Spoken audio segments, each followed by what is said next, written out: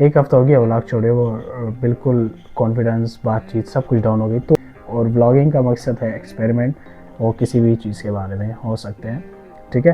तो मैं आपको बताऊंगा कराची का एक्सपीरियंस, लेकिन आज नहीं, क्योंकि आज मैं बड़ा थका हुआ कराची से आया हूँ। फ्रेश होके आपको बताऊंगा, आपका भाई फ्रेश होके आपको बताएगा, ठीक है।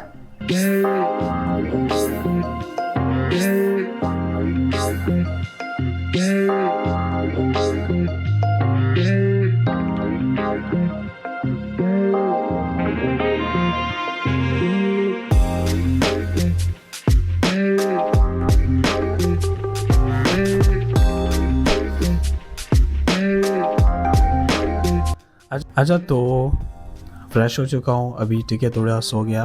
कल कराची से आया था, उसकी वजह से मैंने फ़ौरन व्लॉग नहीं बनाया, ठीक है, बस थोड़ी सी इंट्रो रिकॉर्ड की थी। तो बात करते हैं कराची की एक्सपीरियंस के बारे में।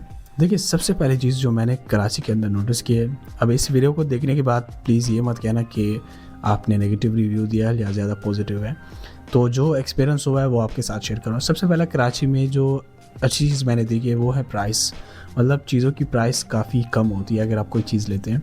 एग्जांपल के तौर पे ये है मेरे पास गोरिल्ला ट्राइपॉड, जो कि मैंने कराची के अंदर लिया था, और ये मुझे मिला था 800 रुपये का होलसेल में। बट अगर आप इसी ट्राइपॉड को बाय करेंगे तो ऑनलाइन बाय करेंगे तो 3500-3000 इसके आसपास आपको अप्रॉक्सीमेटली मिल जाएगा। बस इसका जो क्लिप होता है ऊपर जो लगाते हैं, क्योंकि मैं मोबाइल से रिकॉर्ड करता हूँ और ये कैमरे के साइज़ का है, तो कैमरे के साथ तो ये फिट हो जाता है, बट मोबाइल के लिए इसका होल्डर लेना पड़ता है, और वो अभी मुझे 1000 रुपये का मिलेगा सिर्फ होल्डर। तो खैर, ये मेरे पास गोरिल्ला ट्राइपॉड बाय किया, मतलब चीज़ों की प्राइस काफ़ी कम होती है। और मैंने शर्ट भी लिए हैं, वो भी मैं आपको दिखा देता हूँ।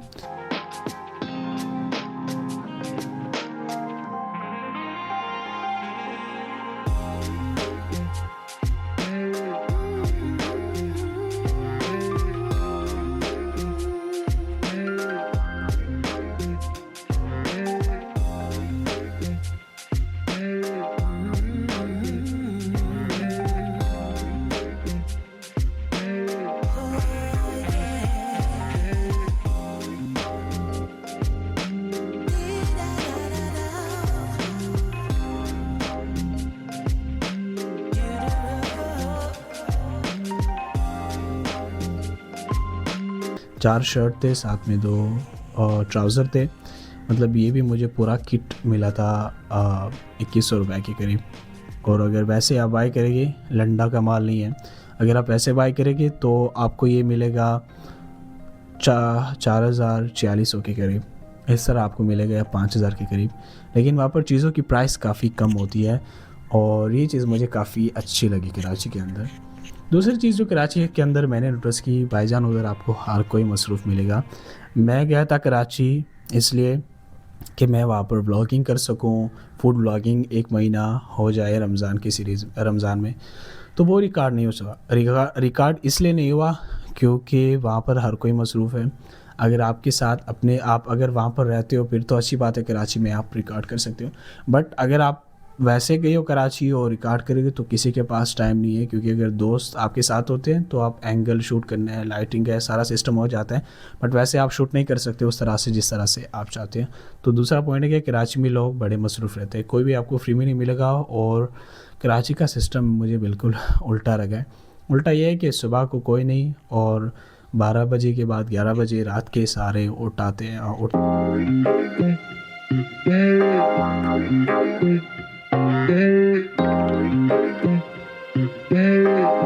आते हैं, बाहर निकलते हैं, होटल पे बैठते हैं, तो वहाँ पर सिस्टम उल्टा है, ठीक है। तो तीसरी चीज़ जो कराची के अंदर मैंने नोटिस की, भाईजान उधर सिर्फ पैसा है ना आपके साथ, मतलब लोग जो है ना बड़े धोखा देते हैं। मैं अब कराची गया था पहली दफ़ा, तो अड्डे पे मैं उतरा हूँ, उसके बाद मैंने जाना था एक फ़कीराबाद जाना था। तो वहाँ तक जो है वो अगर G1 पता नहीं कौन सा रक्षा होते हैं, उसमें आपसे 60 रुपये लेते हैं। मुझसे लिए थे 1000 रुपये। तो बाद में मैंने निकाल के पूछा तो उन्होंने पूछे, यार इधर तो 60 रुपये, अगर 2 बंदे तो 120 बनेगा। लेकिन उन्होंने 1000 रुपये, आखिर में 600 डन हो गया। फिर मैं फ्रूट वाले के पास गया हूँ, उससे फ्रूट लेना था, तो माल्टे का किलो था 100 रुपये का और उसने दिया मुझे 300 रुपये का किलो।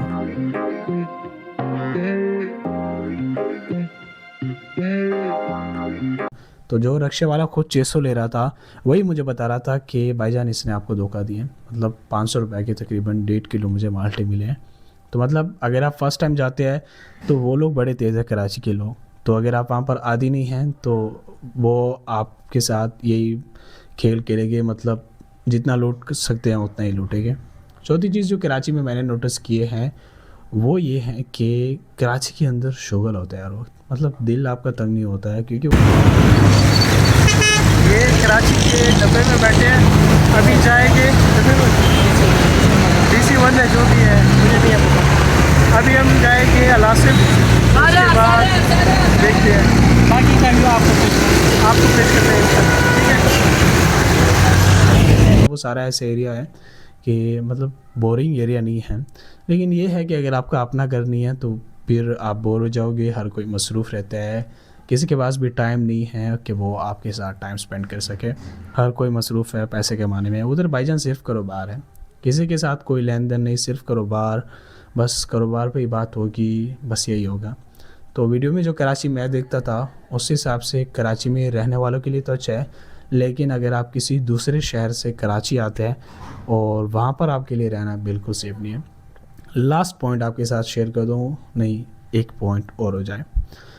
ये पॉइंट ये है कि कराची में जब मैं गया था तो वहाँ पर ये है कि आप अकेले ट्राईपॉड उठा के रिकॉर्ड नहीं कर सकते हैं। मतलब अगर मैं जिस शहर में रहता हूँ डिया खान में, अगर मैं यहाँ पर ट्राईपॉड रख दूँ, मोबाइल लगा दूँ और रिकॉर्ड करने स्टार्ट हो जाऊँ तो मुझे ये डर नहीं लगता कि कोई आएगा मोबाइल लेगा मुझसे या ट्राईपॉड ले लेगा। बट अगर आप कराची में जाते हो तो वहाँ पर सिस्टम ऐसा है कि आप अकेले मोबाइल नहीं उठा सकते, आप अकेले रिकॉर्ड करने के लिए नहीं जा सकते। अगर आप रखोगे तो यूँ मोटरसाइकिल आएगा और आपका ट्राईपॉड भी गया, मोबाइल भी गया। और इस चीज़ की वजह से भी मैंने फूड व्लॉगिंग नहीं की, क्योंकि अकेला था। तो अगर आप अकेले शूट करने जाओगे तो आपके लिए बड़ा ही अनपॉसिबल, नहीं इम्पॉसिबल है, ठीक है, इम्पॉसिबल होता है ना, हाँ यही होता है। आखिर में आपके साथ बात करूँगा फ़नी मोमेंट्स। हुआ कुछ ये कि वहाँ पर जो है वो आबादी ज़्यादा होती है, तो जिधर आबादी ज़्यादा है उधर तो रश होगा ही होगा। तो मैं बैठा, वो बस नहीं है तो जो 60 रुपये की 100 रुपये लेते हैं जिस एरिया में भी जाना, मैंने जाना था कायदाबाद, ठीक है। तो उधर मैंने जाना था। अब मैं बस में बैठा हूँ, इतना रश होता है कि वो स्टॉप बिल्कुल नहीं स्टॉप नहीं होती वो जो बस होती है।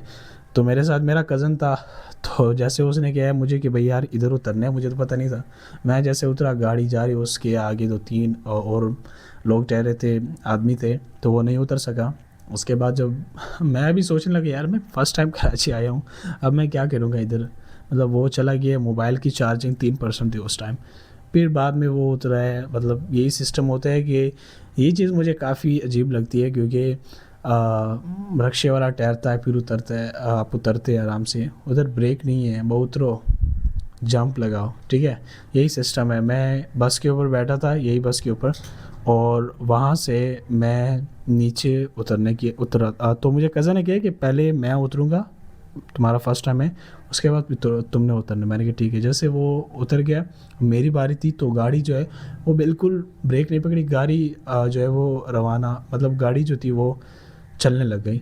तो मैंने कहा ऐसे ना हो ये ले जाए, तो मैंने ऊपर से छलांग लगाई, नीचे ट्रैफिक वाले के साथ लग गया। तो सारे लोग हंस रहे थे। मैंने कज़न को उस टाइम कहा था, पहले ही दिन जब मैं कराची आया तो मैंने कहा था कि पहला 1 महीना कराची में मैं सिर्फ मार खाऊँगा।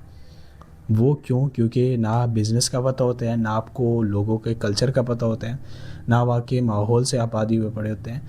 तो ऐसे एरिया में अगर आप कराची में जाएंगे तो हर कोई अपने आप को स्मार्ट समझता है, लेकिन कराची में जाने के बाद आपको समझ में आएगा कि आप कितने स्मार्ट हो और वहाँ के लोग कितने स्मार्ट है। तो ये थी कराची की कहानी, और यही मैंने 10 दिन में एक्सपीरियंस किया है कराची के बारे में। तो अब ये आप देख सकते हैं वीडियो को पॉजिटिव साइड से भी, नेगेटिव साइड से भी, बट जो मैंने खुद देखा कराची में वो तो यही है। बाकी हर किसी का अपना नज़रिया है कराची के बारे में। अल्लाह हाफ़िज़।